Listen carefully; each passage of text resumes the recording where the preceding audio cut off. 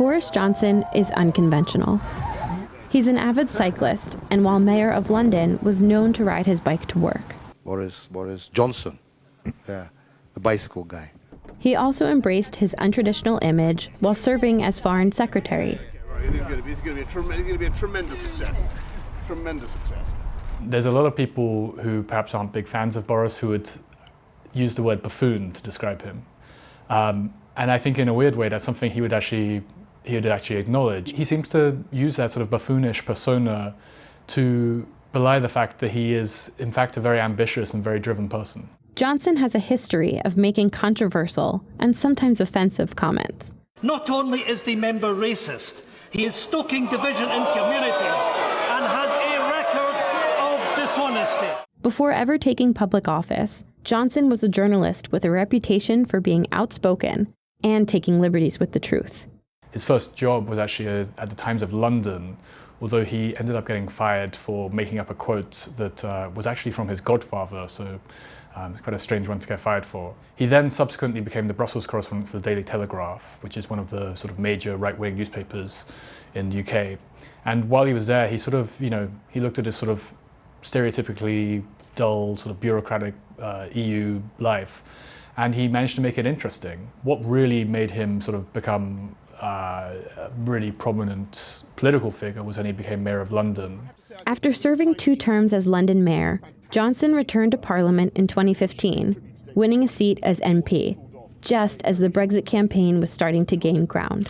But I don't think anybody could realistically claim that this is fundamental reform of the EU or of Britain's relationships with the EU. And it's my view that after 30 years of writing about this, we have a chance actually to do something. I have a chance actually to do something. I would like to see a new relationship.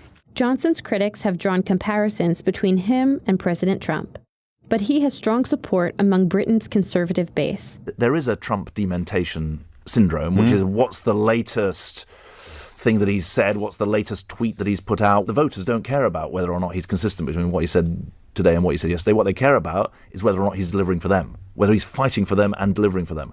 And I think that's going to be a lesson in dealing with Boris Johnson, because there's going to be no shortage of contradictions, but he's going to laugh them off. The question is whether or not he's helping the country or damaging the country. While Johnson is a unique figure in British politics, in many ways his background fits the traditional mold of a British Prime Minister. So he isn't sort of a what people call a little Englander. He's actually a very sort of globally minded person.